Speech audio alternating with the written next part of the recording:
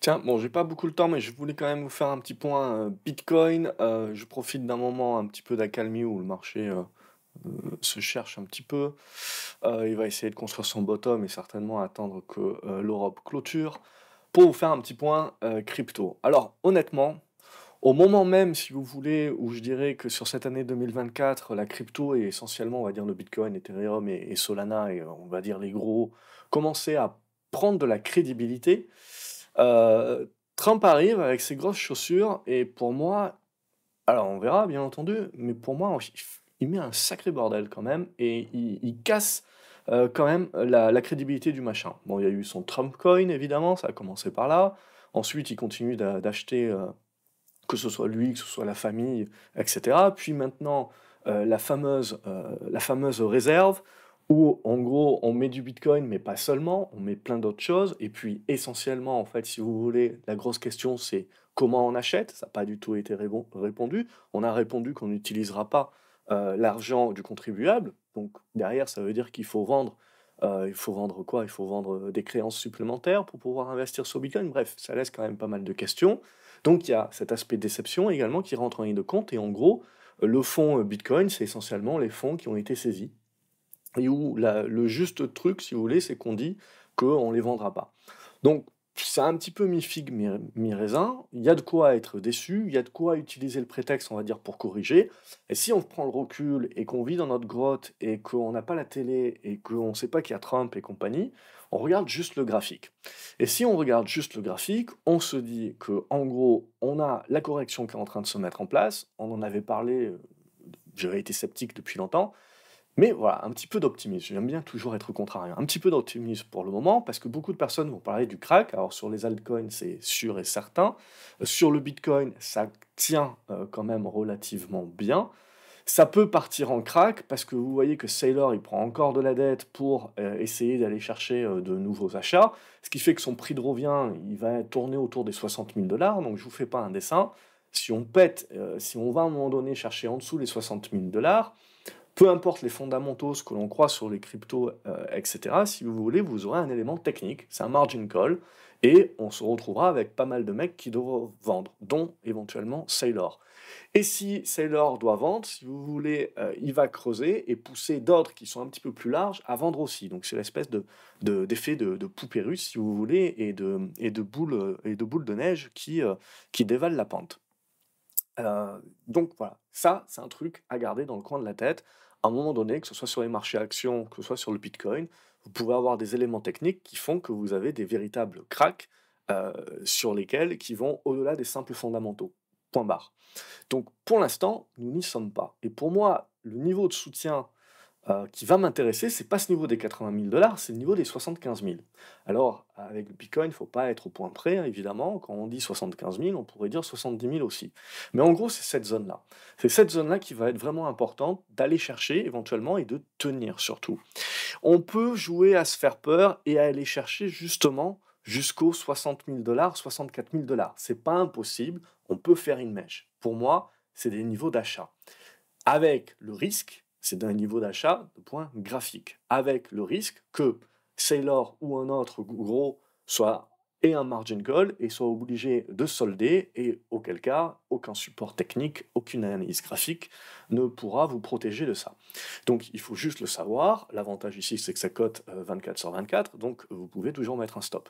Mais l'idée c'est ça. Donc la peur, si vous voulez, et la crainte, c'est l'excès de volatilité pour cause de raisons techniques, de margin call, etc. Mais d'un point de vue purement graphique, pour l'instant, on est en train de revenir dans une neutralité de moyen terme, coincé entre la zone des 95 000 $ et cette zone qu'on peut fournir entre les 70 000 et 75 000 avec un accès à 65 000.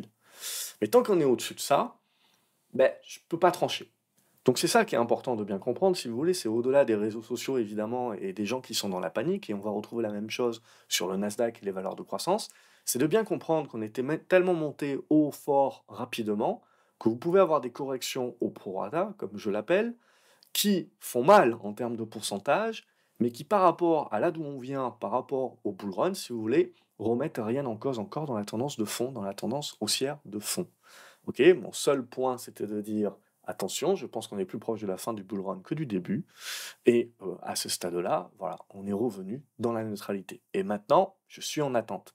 Donc soit on fait du trading, soit on fait de l'investissement, mais dans l'idée de l'investissement, c'est que pour moi, on est en attente. Donc on a un marché qui va se mettre en attente et qui va avoir besoin de zigzaguer certainement pas mal de temps. Évidemment, on peut avoir des annonces à droite et à gauche de Trump, qui peut revenir en arrière, qui peut changer son avis, qui peut dire ce qu'il veut, comme il le fait d'habitude. Mais voilà, c'est des trucs où de toute manière, on a un petit peu cassé la confiance, et ça, c'est jamais bon sur le marché. C'est toujours une question de confiance. Si vous cassez la confiance, vous mettez le doute aux gens, vous partez dans une période au moins, au pire, au minimum du pire, si vous voulez, de construction avec du zigzag. Donc, on en est là aujourd'hui. C'est pas la fin du monde, je crois pas encore.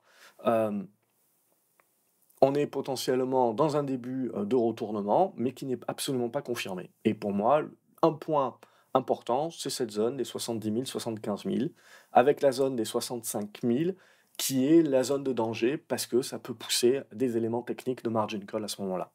Si on va regarder l'Ethereum, par contre, c'est pas le même truc, l'Ethereum. On voit le Bitcoin surnage encore un petit peu. Quand je vais voir l'Ethereum, on s'était dit, on a cassé ça, on fait le pullback ici. C'est mort, c'est pas bon, c'est mort, c'est moche. Et ça reste très moche. Vous le voyez, on est revenu chercher les zones des 2200 $, on n'arrive pas à les tenir, on les casse par le bas. Voilà, c'est très très moche. Et oui, vous pouvez avoir des rebonds, vous pouvez avoir des mouvements plus ou moins forts, etc. Mais ça sera rien de construit. Donc on est en mode pure trading, tant qu'on n'a pas au minimum de construction, si vous voulez, d'une figure ou quoi que ce soit. Donc pour moi, c'est trop arbitraire, c'est trop volatile, et je préfère laisser tomber à ce stade-là en attendant de voir la suite. Maintenant, oui, on arrive sur des niveaux qui vont être intéressants, 1900 $, 1800 $, ou, si on y va, hein, 1700 $, 1500 $. Bien, vous trouverez toujours des niveaux de support que vous trouverez intéressants, qui sont des niveaux qui peuvent justement permettre de faire des rebonds. Mais tant que vous n'aurez pas un rebond suffisamment fort qui ensuite sera dans la capacité de tenir, de construire le bottom, on ne peut pas se projeter. Et là, on a clairement cassé quand même les petites pattes arrière de l'Ethereum. Ça va rester compliqué, je pense, de retrouver de la confiance. Si je vais regarder le Solana, pareil. Vous voyez, pour moi, c'est pas bon. On a cette oblique ici qui tenait tant bien que mal en support. On la casse, on a tenté de la refranchir, ça ne réussit pas. Tant que vous restez là-dessus, vous êtes sur une dégradation. Ce qui n'enlève rien, si vous voulez, au fait que la tendance globale reste positive, que vous allez trouver certainement des niveaux de soutien aux alentours de la zone des 110 $, 115 $ qui peuvent permettre des rebonds, que si on a ces margin calls et des moments de peur, on peut revenir sur la zone des 90 $, mais qui sera également une zone d'achat probable, qui sera vue comme une zone d'achat probable très intéressante. Mais pour retrouver du bull run, de la relance haussière, etc., ça prendra du temps, il faudra reconstruire. Je pense qu'on a mis un petit coup au moral. En tout cas, ce pivot ici demeure pour moi 160 $. Tant qu'on ne repasse pas au-dessus sur le Solana, ça reste des zigzags qui sont à voir comme du trading, mais pas des reprises. À moins qu'on anticipe, bien entendu, mais à ce stade-là, il faudra avoir des chandeliers et repasser au-dessus des 160 $ pour se convaincre du contraire. Voilà, je vais pas faire trop, je vais faire le XRP éventuellement, mais voilà, je reste pour moi sur les grosses caps, on va dire, parce qu'évidemment, si vous allez sur les petites caps, c'est la bérésina, et c'est normal, quand vous avez un marché qui a peur, que vous commencez d'ores et déjà à avoir des margin calls sur des petits comptes, etc., la première truc, c'est que vous essayez, si vous voulez, d'éponger, donc vous êtes obligé de virer un paquet de trucs à droite et à gauche, pour essayer plus ou moins de conserver les trucs que vous pensez plus solides. Donc essentiellement, toutes les petites merdes, évidemment, c'est là où ça tient le moins. Donc pour moi, on est en train de nettoyer, alors c'est peut-être pas plus mal, hein, on est en train d'assainir et de nettoyer l'aspect spéculatif, effet de levier et derniers entrants sur le marché. Et donc le marché qui retrouve et qui retourne, on va dire, sur des dispositions plus value. En tout cas, c'est ce qu'on voit sur les actions, et quelque part sur les cryptos, c'est ce qu'on voit aussi, c'est-à-dire c'est les gros qui arrivent plus ou moins à tenir. Maintenant, on n'a pas cet aspect value croissance parce qu'on n'a pas de fondamentaux, mais en gros, c'est ce qu'on voit. On va dire des trucs un peu plus solides, les projets un peu plus solides arrivent à mieux tenir que le reste. Donc c'est un nettoyage du marché. Et sur le XRP, on rentre aussi dans les constructions. C'est pas moche, c'est pas terrible, voilà, on est coincé. Donc on est dans le bas de la figure, c'est pas exceptionnel, on peut revenir chercher, la zone des 1,50 $ éventuellement si on a peur, mais ça sera un niveau très certainement qui sera acheté par le marché ou tout du moins au minimum pour du rebond. Mais pour relancer la tendance haussière, il va falloir se remettre au-dessus des 2,70 $, 2,80 $. Et là, voilà, ça va rester pour l'instant compliqué. Donc je ne vois pas la problématique dorénavant du marché crypto, c'est que vous êtes sur un marché qui a été complètement étouffé, asphyxié et centralisé dans les mains de Trump par rapport à ce qu'il va vous dire maintenant à droite et à gauche. Et ça on l'avait dit depuis le départ, c'était le comble, et ça en était même risible, si vous voulez, que tout le monde sur les réseaux adoubait Donald Trump et adoubait le fait qu'on avait des ETF, des banques, des gérants, et en fait tout ce monde centralisé qui commençait à acheter un actif décentralisé. Satoshi, alors si c'est pas une organisation, si c'est vraiment un bonhomme qui a créé ça réellement avec son idée derrière la tête, s'il est encore de ce monde, s'il ne l'est pas, il se retourne dans sa tombe, s'il est encore de ce monde, je veux dire, à un moment donné,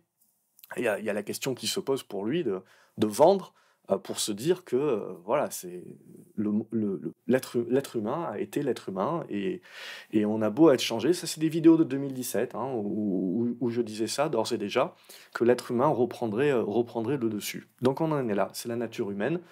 Euh, Ça, c'est mon analyse. C'était rapide pour juste vous donner mes two cents, comme on dit. N'hésitez pas voilà, dans les commentaires à me dire ce que vous en pensez. Quel est vous, votre avis? Quels sont les cryptos éventuellement dont j'ai pas parlé ici, mais que vous trouvez qui résistent encore plutôt bien, ou que vous pensez si jamais on reprend notre souffle? Parce que les tendances de fond restent haussières. C'est juste qu'à un moment donné, il faut accepter la volatilité de la même manière qu'il faut accepter que vous avez des trucs qu'on fait x2, x3, x4 en l'espace de quelques mois.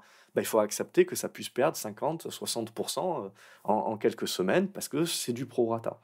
Mais tant qu'on ne touche pas encore les tendances très long terme, qu'on tient, voilà, c'est pas complètement mort non plus. Ok, pour moi, on rentre dans des neutralisations à nouveau qu'il va falloir construire, reprendre un petit peu de temps, et c'est pas plus mal de prendre un petit peu son temps pour construire les tendances. C'est ce que je trouve toujours plus sain.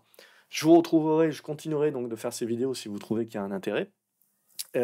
Si on veut regarder juste, avant de clôturer, MicroStratégie, je vais regarder quelques actions, donc comme MicroStratégie. Donc on voit qu'on avait pas mal gesticulé.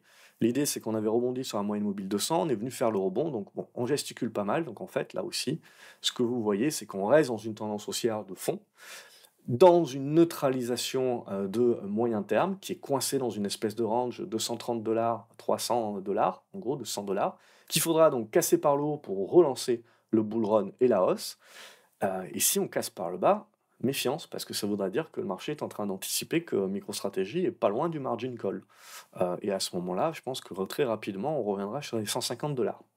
C'est une autre histoire. Mais voilà, c'est tout ce qui avait été plutôt pas mal actuellement pour jouer le rebond, en anticipation évidemment je sais plus comment on dit, de la conférence de Trump de vendredi, ben, ça a été déçu, ça a été déçu. Mais en fait, si on regarde graphiquement parlant, ce que l'on voit surtout, c'est que les tendances avaient été énormément dégradées, que cette anticipation a permis des rebonds qui n'étaient que techniques et qui ne permettaient que de revenir sur des anciens supports cassés à la baisse, qui font donc maintenant résistance.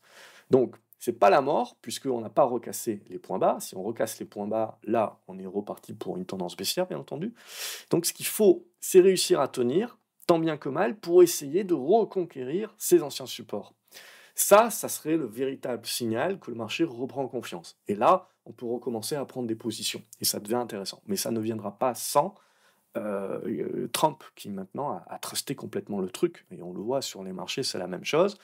Le marché a besoin de confiance. Quand vous avez un mec qui vous dit moi je m'en fous, finalement, comment ça va être, je veux avoir une vision comme les Chinois à 100 ans, et donc si on se tape de la récession, etc., je m'en fous, qui vous fait des promesses sur le Bitcoin, mais en fait, si vous voulez, derrière, c'est toujours la question ouverte, c'est euh, quand est-ce qu'ils ne peuvent pas acheter de Bitcoin, du coup? Mais si on n'utilise pas l'argent du contribuable, comment on achète du Bitcoin? Il faut vendre des trucs, il faut vendre certains actifs pour acheter du Bitcoin. Bon, voilà, il y a encore toute une zone d'ombre.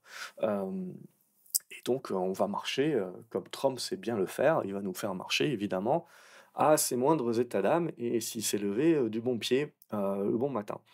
Donc voilà, et c'est bien dommage si vous voulez parce que c'est pas comme ça que devrait fonctionner le marché, mais on est revenu dans ça. Voilà pour cette vidéo, je vous dis à la prochaine. Salut les graphes.